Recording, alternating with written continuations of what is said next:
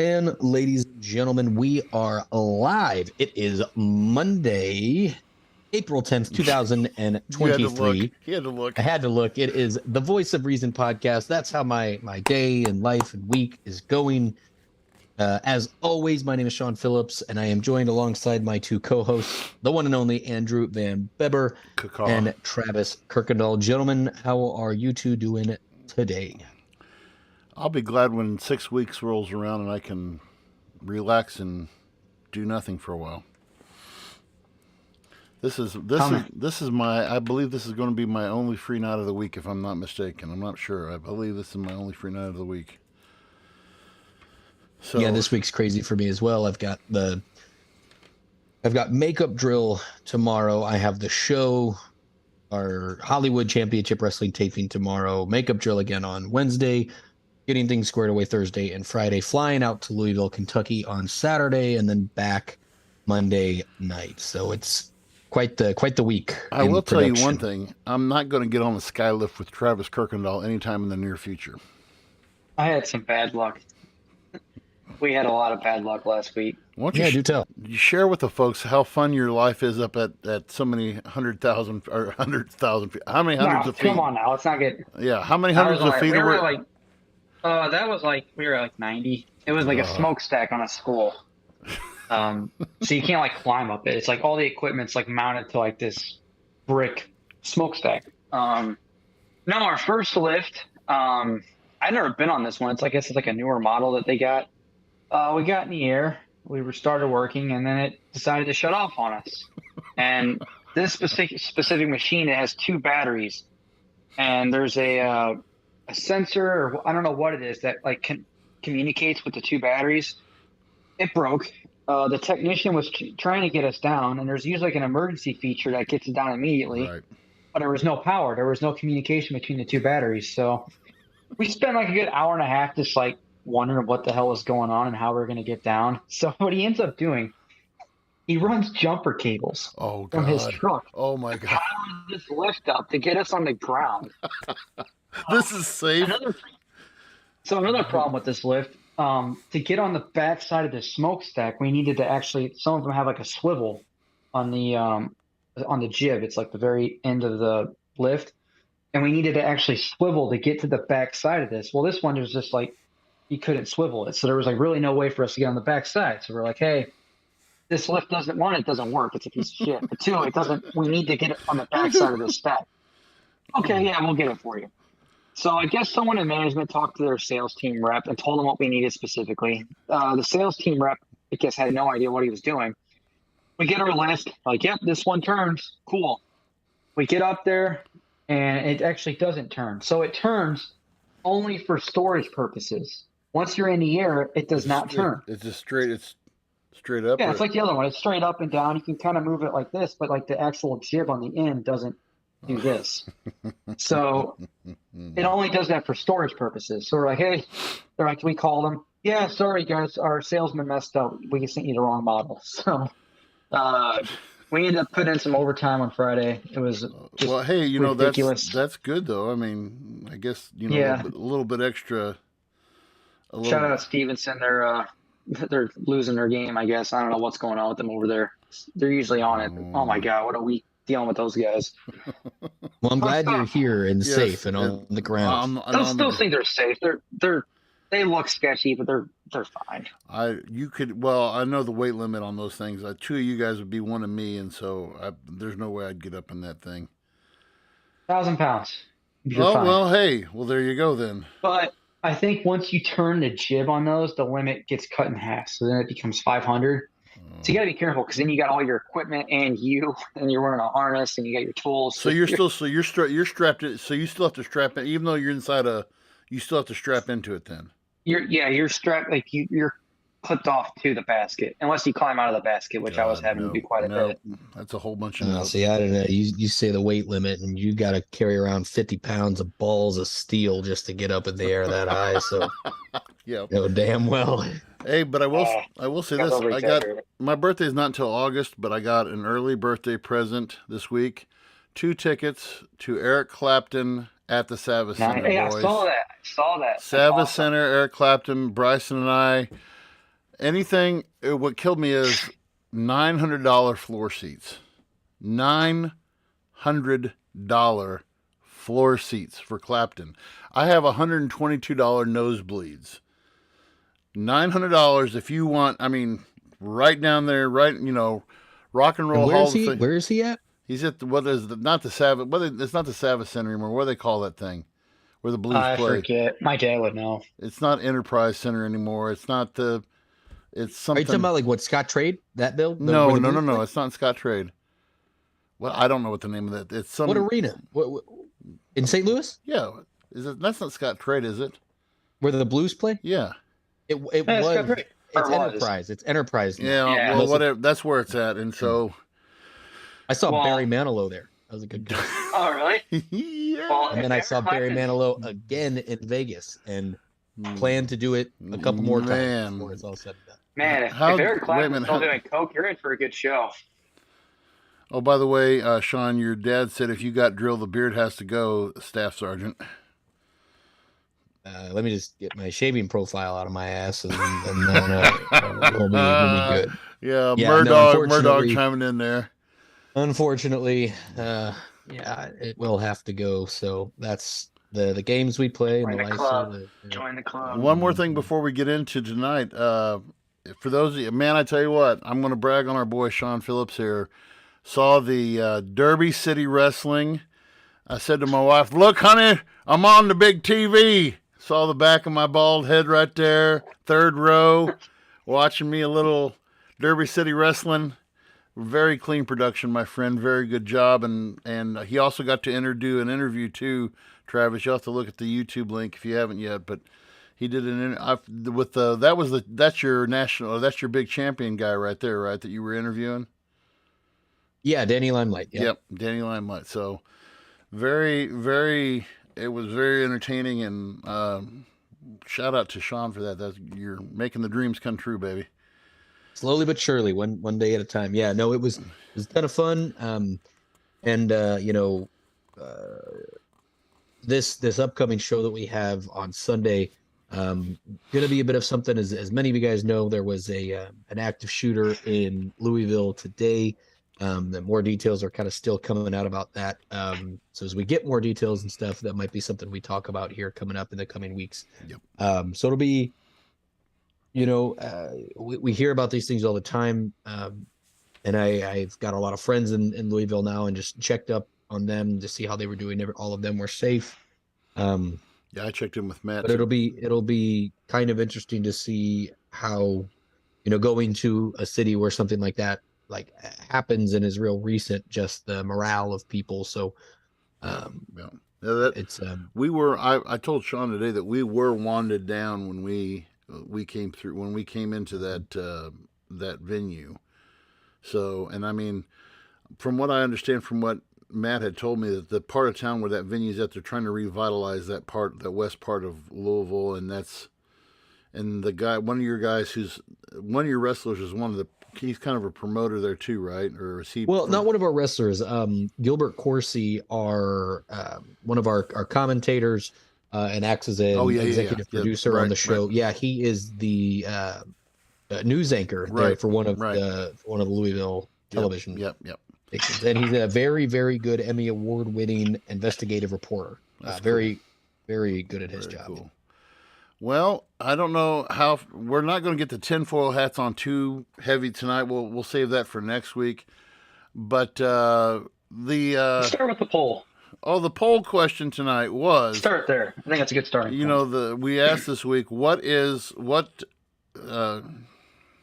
ask me that.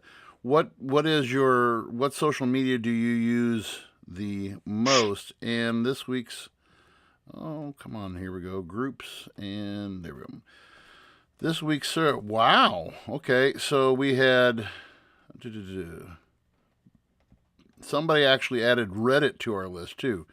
So we had nice. We had a three-way tie between Facebook, Instagram, and TikTok out of our votes. So we had 1% Snapchat user, 1%.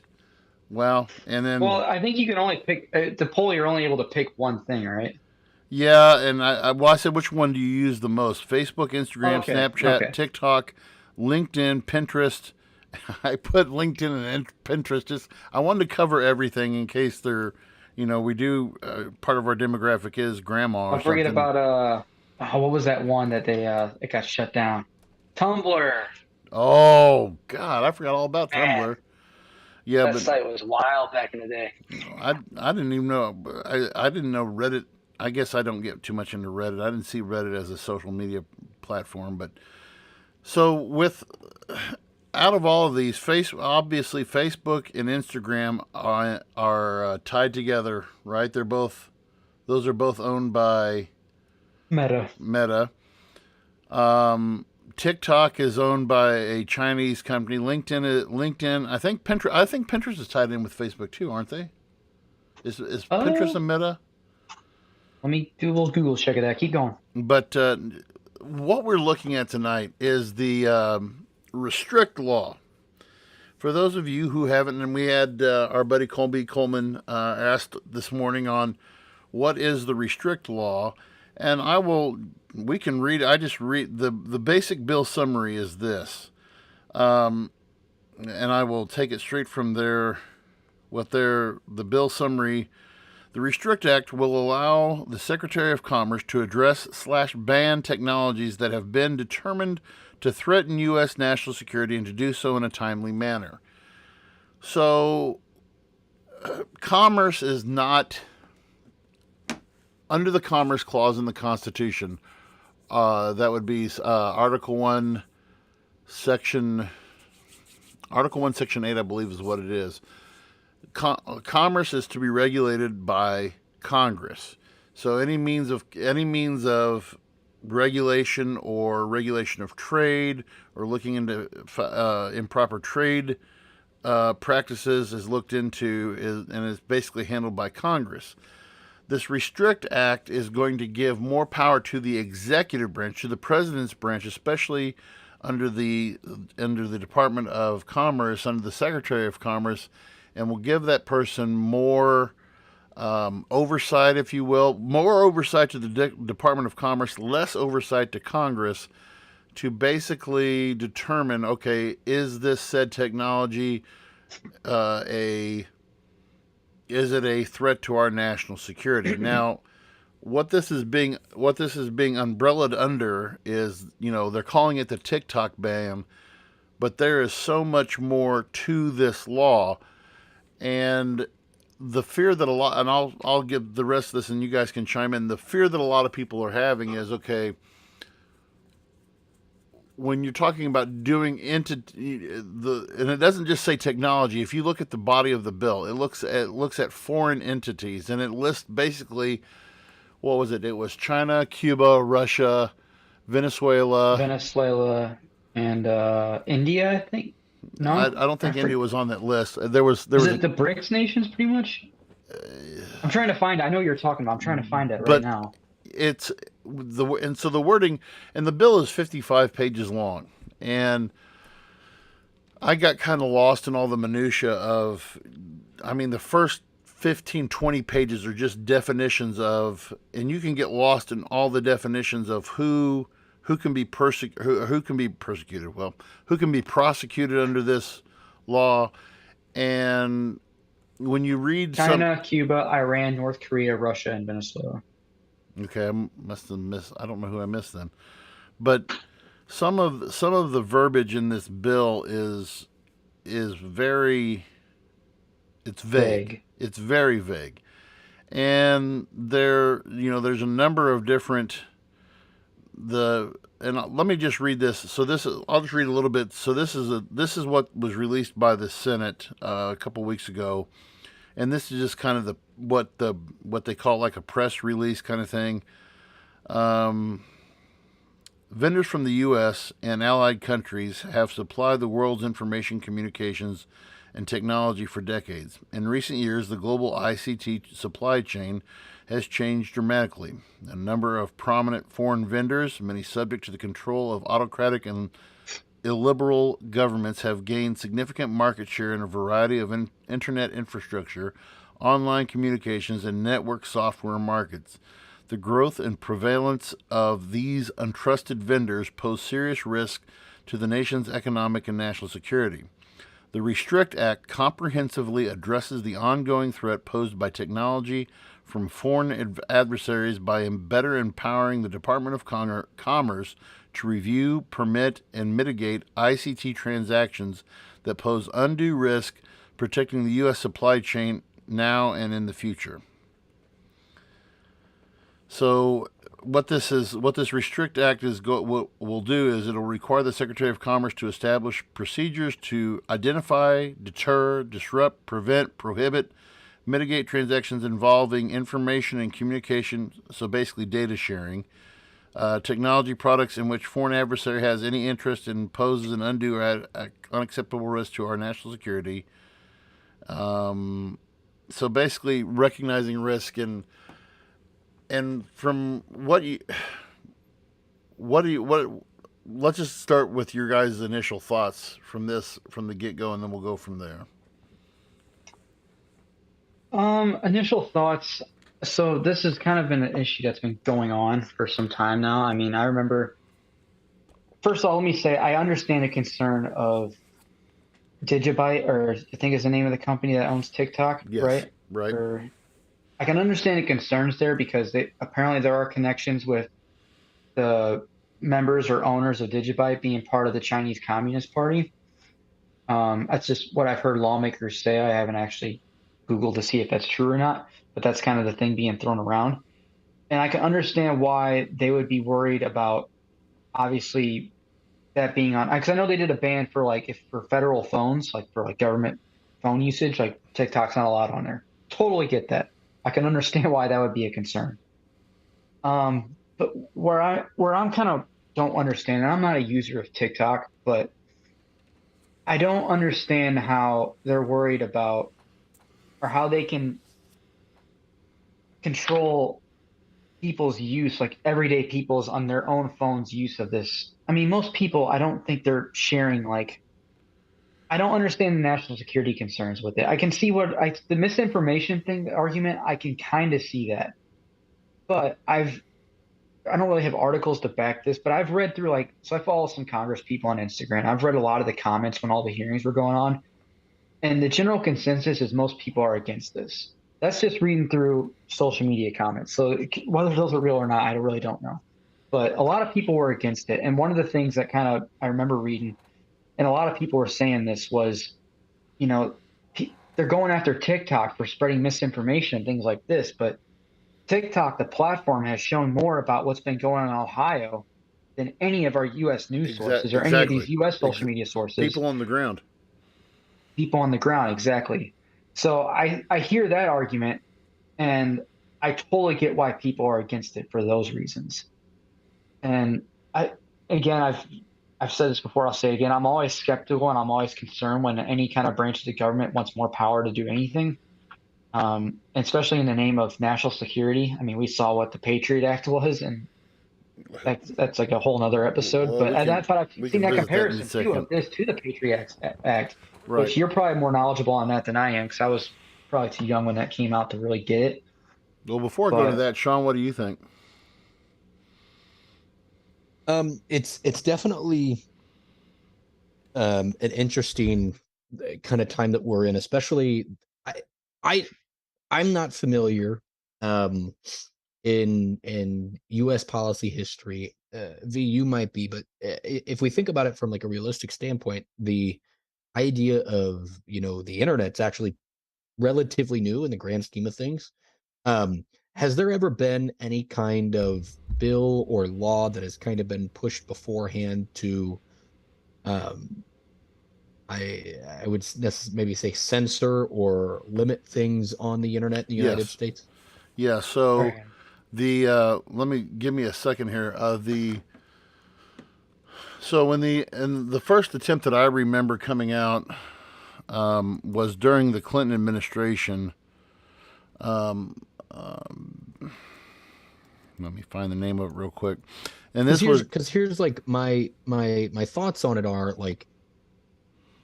for people that just kind of regularly use the internet. Again, this might sound silly, but we've all heard the term of things like dark web, right? The dark web is where, there's ways to access all kinds of stuff that you quote unquote can't find on the regular internet. So like people like me, like I would have no idea where to start about how to access quote unquote things like the dark web. So naturally, like there are ways that our internet is censored, that our internet is limited.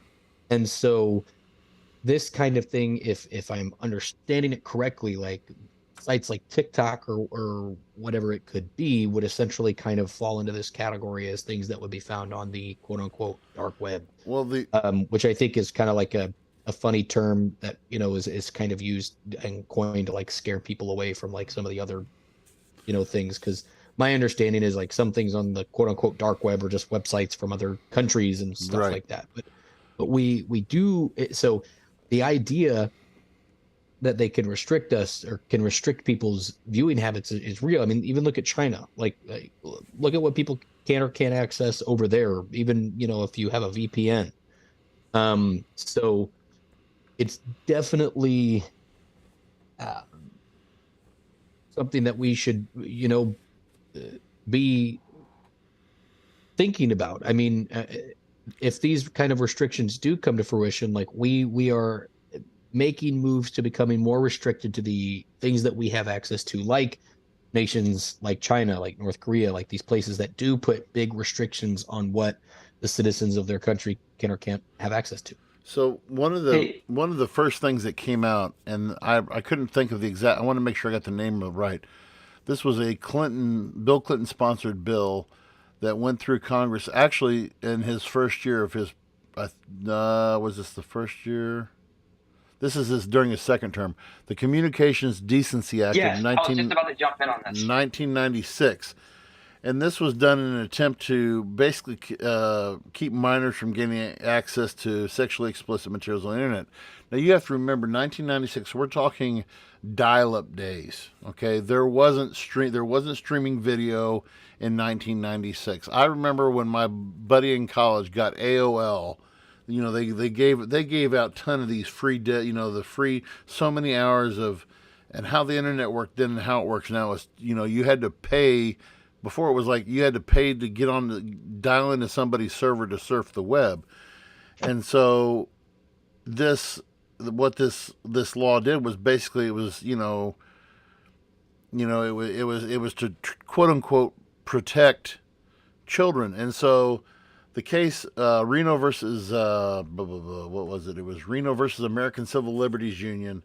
In 1997, the Supreme Court held a unanimous decision that provisions of the 1996 Communications Decency Act were an unconstitutional content-based restriction of First Amendment free speech rights. Okay.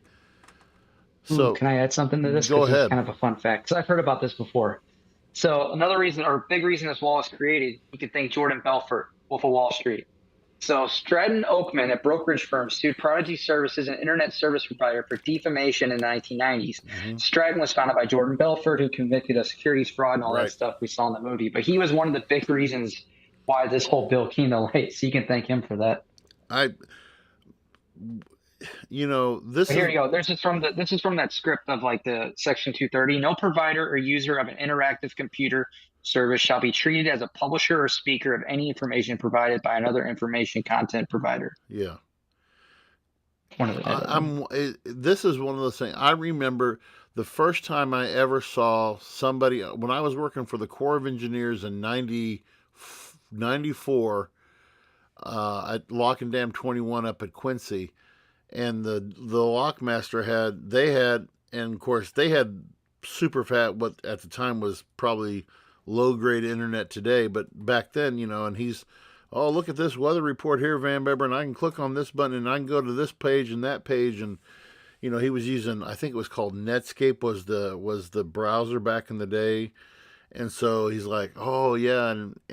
But now we've advanced so much, and then you enter into the social media realm. I remember my first social media experience was when they did MySpace, and MySpace was run by some dude that just, MySpace was confusing. And then when Facebook came out, I was really reluctant to get on Facebook, and one of my buddies from my first job is like, dude, you got to get the Facebook is the way to do it. And I think I got on Facebook first like 2007, 2008, you know, and now I think a lot of things that really concerned people was during that last election, we saw how much basically it was Russian trolls who were getting in through Facebook and getting into these social media sites, and they were the ones who were, putting out all this false misinformation on, to further divide the people. And I mean,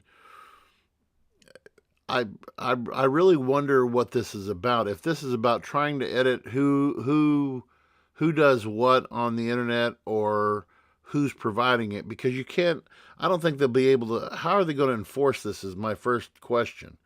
How do you plan on proposing enforcing this, especially in the world of VPNs or virtual private networks?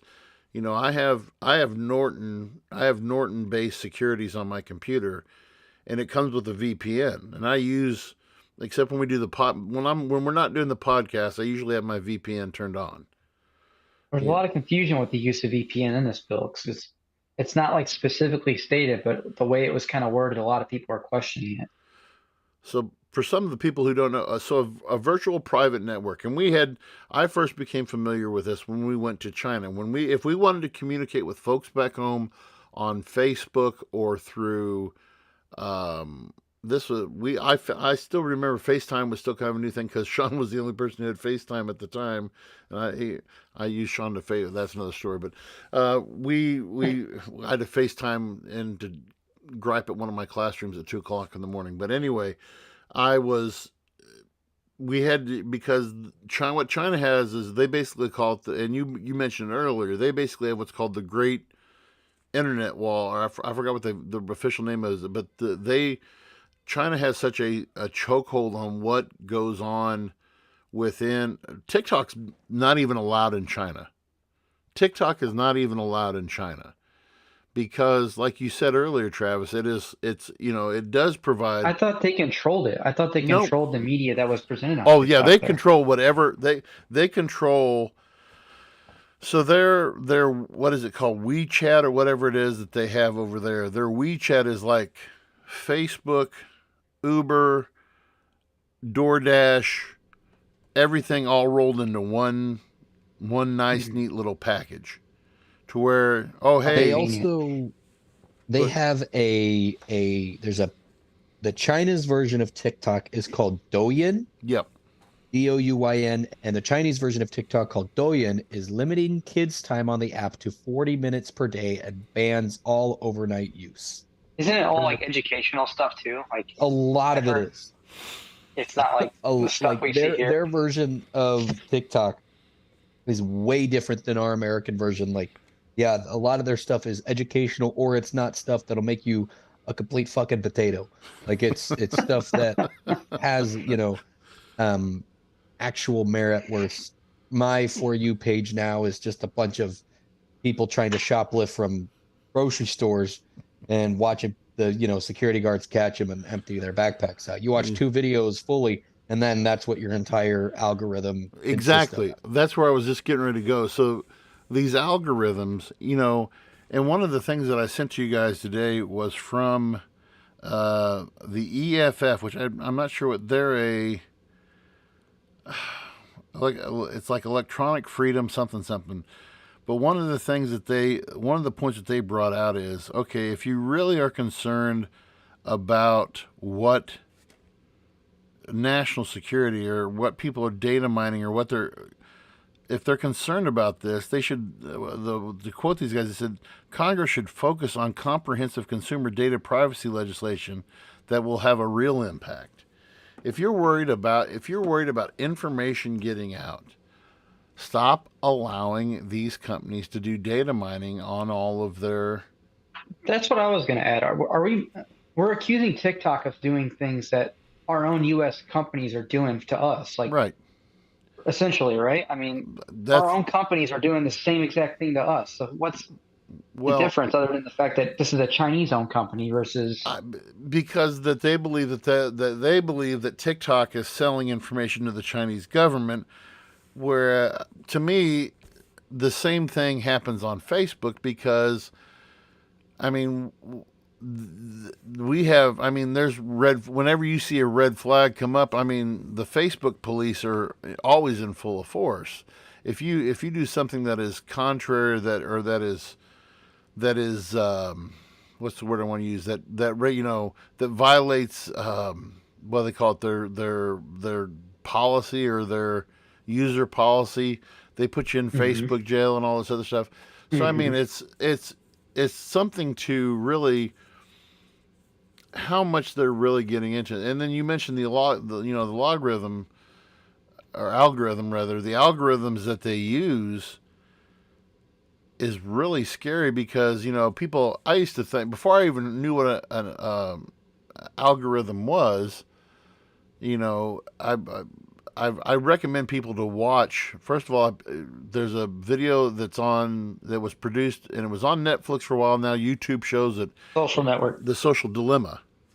Or Social Dilemma. Yeah, the Social Dilemma, and it tells you how basically, and it's a 2-hour documentary and talking about how the algorithm works, and it gives you, hey, here's what you do to go through, and I've said this many times on this program that it takes a long time, but you got to go deep into Facebook settings and basically set everything to off for them not to. But even like Sean said, even on I notice on my TikTok, well, on my I like watching like the Facebook Reels. One of the things I love watching are just like drummers. I can't drum, but I have a fascination for the art of people drumming, and so I'll get 50 guys. When they see me watching a drummer, I'll have 50 Facebook drummers lined up, and there you go. So it's kind of like pointing one finger at China, saying, "Hey, we're going to watch out against you and Russia and Iran and Cuba," but as for our own companies, well, that's okay. I mean, I'm not, because the whole focus of this bill seems to be foreign. But I go with this EFF, if it's such an issue, let's talk about data privacy then and institute, because there is no privacy. Once you have a digital footprint, you have no privacy. Well, it's such a contradiction too. Let's look at, you're talking about like, we're worried about misinformation from foreign companies. We look at our own companies. Look what's coming out about the Twitter files and all that crazy crap that was going on right now. What's the difference other than one was a U.S.-owned company and one's not? To me, there is. And one more argument that has to get discussed. Or go ahead and finish your point. Well, I'm about to go on kind of a tangent here. You can't. This double standard of, well, we're looking at all these foreign. If we're worried about foreign countries, like I said before, Russian trolls getting out there and putting stuff on the internet, misinformation on the, we are just as guilty of the same thing, because, like we said, we'll drift to whoever we want to drift to. We'll drift to our CNNs or our MSNBCs or our Foxes, and we'll get their side of the story. So we're already guilty of this problem. If you're worried about national security, I mean, you focus on people like, the people who were behind January the 6th. Start talking about those people. Start focusing on those people. Limit that kind of, those guys are the ones who get on there and troll hardcore. I mean, you can't blame January, so that was Russia or that was China. No, that was us. And the algorithm feeds off of the whatever stuff that you're getting into. It's going to send you to those sites. It's not, China's not sending you to those sites. Russia's not sending you to those sites. It's our own algorithms within the own program that's doing that. Mm-hmm. What were you? Something I want to. Go ahead. Yeah. So this is an argument that I heard, and I did a little bit of digging on it. Oh, someone commented that this is just this person believed that this was U.S. companies, U.S. tech companies and social companies lobbying against TikTok, because TikTok is absolutely crushing companies as far as their reels, the exposure, the views that it gets. it's. I mean, I don't think there's. I'm not on TikTok, but from what I've seen, TikTok's an absolute monster at getting attention. I mean, getting the views and stuff. Are you guys aware of And how does their so how does the monetization of those things work? I don't know Sean, are you exactly, familiar but with how they monetize those things? It's like you have isn't to it have so just many viewers or so many. I still try to figure out how we do it with ours, they and pay you like a certain they pay you per view or something, right? Like so many Yeah, views so gets my you so my many. my guesstimation on kind of how it works is like, for example, if you have, but again, I know TikTok's a little bit different than things like YouTube. So YouTube, for example, it's like, hey, if you have 10 million views on a video, for example, right? And ads run 3 times during your whatever it is that you have up, then you get paid like, yeah, per viewer that you have, you get a percentage, like so many cents per viewer. TikTok is essentially the same way. However, it's a much smaller number because like TikToks don't necessarily have like ads during a TikTok, but like when you're scrolling through, it'll have like a sponsored mm-hmm. quote unquote message. So if like they kind of know if you have a higher follower count, and more likely if you're appearing more on people's For You pages or under following, then people are going to see sponsored messages around your account. Um, so what I was getting at with the lobbying thing. So people see this as like U.S. companies lobbying against TikTok to try to crush competition. And for example, Dan Crenshaw, representative from Texas, was very vocal during the whole hearings. I saw his post on Instagram where he's interviewing the CEO of Digibyte and all this stuff. And someone commented, that's where I saw this comment of like, well, this is just Dan getting paid by the big corporations to lobby against TikTok to get to crush foreign competition. And sure enough, I did some research. Dan Crenshaw bought stock in Meta, Apple, Alphabet in December of 2022. Good job, And now we have Dan. all this stuff come out, and Apple. And Nancy Pelosi is a huge stockholder in Meta, all these other tech companies, the same as Crenshaw. That's just 2 Congress people that I looked up. I guarantee most of them own stock in companies like Meta, Google, Amazon, Apple, you name it, Alphabet. So you look at that, and you have to take that in consideration. I think that you have to take that in consideration with these lawmakers pushing against TikTok. Yet they own stock in these U.S. companies. Of course, they have an interest in getting rid of TikTok because it crushes the foreign competition. And like I said, from what I've seen, TikTok's killing them as far as the amount of people on the platform and use it. Well, when you look at TikTok focuses on what is it? You can do a 30-second, 1 minute, or a 3-minute video.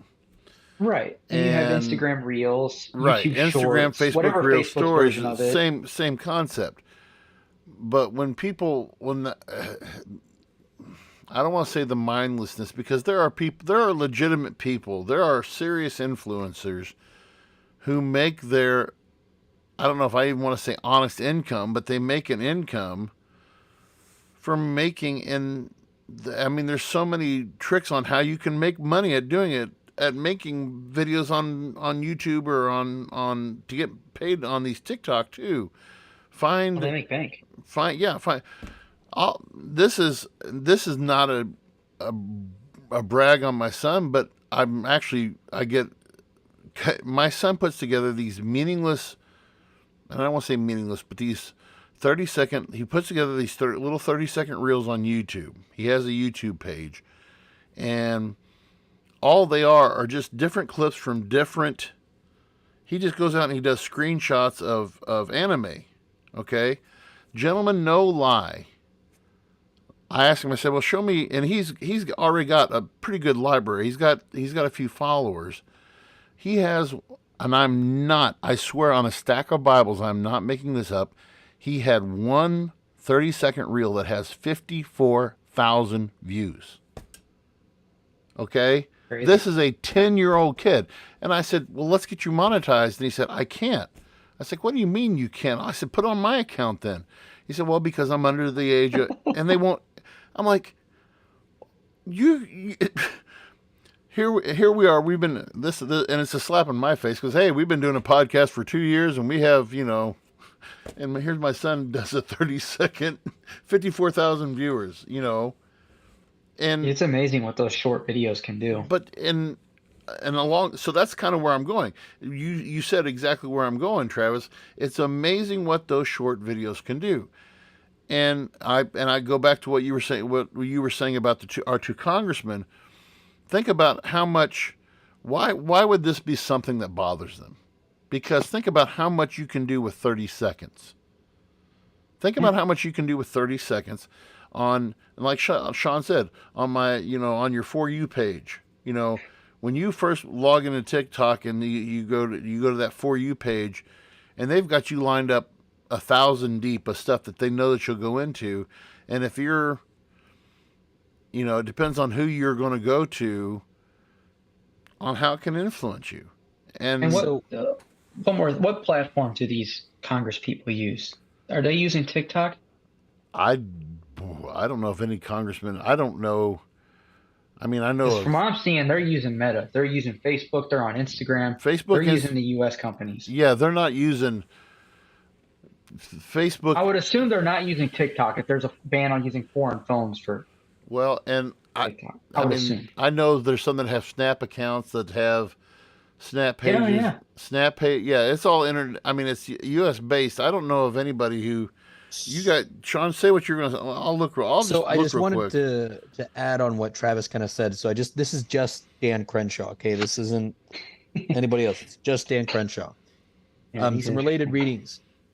This came out on March 27th. Representative Dan Crenshaw's Meta investment jumps 51% amidst. Oh, he invested more? Ban. Well, this is just his investment went up when after he bought. Yes, that's what he's up.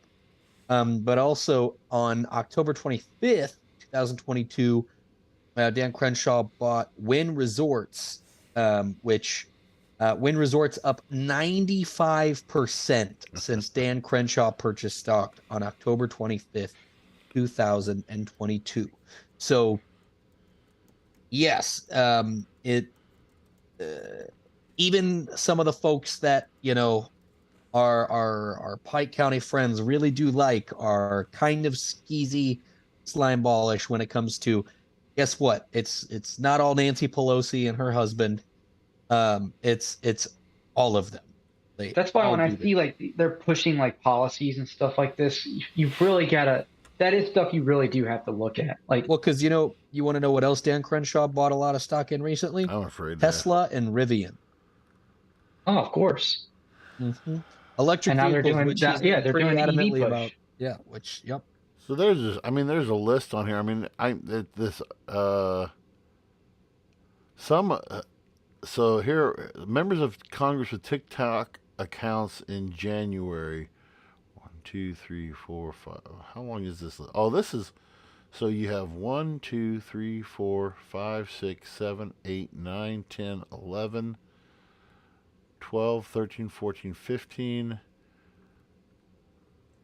16, 17, 18, 19, 20, 21, 22, 23, 24, 25, 26, 27, 28, 29, 30, 31, 30. So you have 32 members of Congress right now who have, this is from as of January, 32 members of Congress, both representatives and senators, who have TikTok accounts.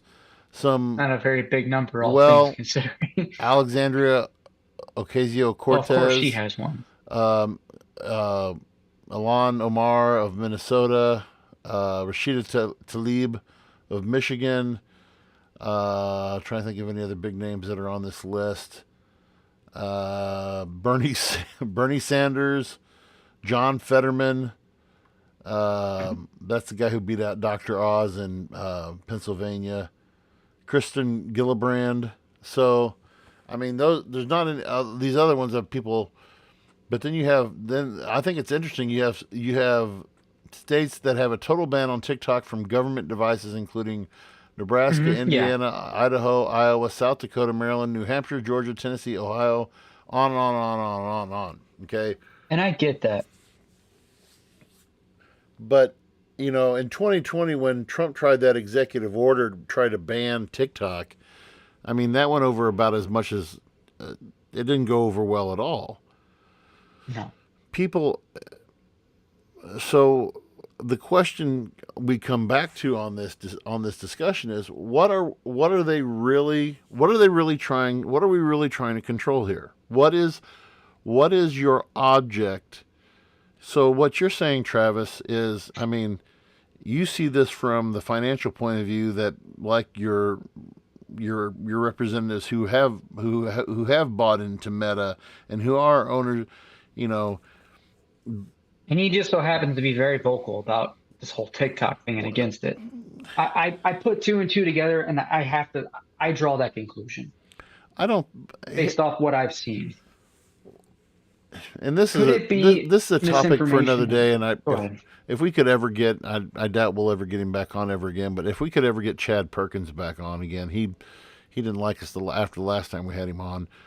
But to get some of our elected officials on and say, for your state guys who work in your state capitals, it's easier for them to say, yes, I'm your representative. But when it comes down to your federal congressman, what are they truly trying to represent? Who are they representing? From what you just said and the information that you just gave to me, Travis, to us here, to me that doesn't sound, and that's not the exception, that's the rule, I think, anymore, is who's lining your pocket. We talked about last week this whole thing going on with Trump. The Manhattan DA was totally transparent about, yeah, I got money from George Soros. George Soros is running my agenda. I mean, he didn't say it in so many words, but and who else is being bought out? Who else is being controlled like this? If Medicine's Dan Crenshaw, something on his own personal email that says, hey, we could really use some help. This TikTok ban could really, bump up your stock. I mean, how much information, insider information, are they getting, and who are they really trying to represent?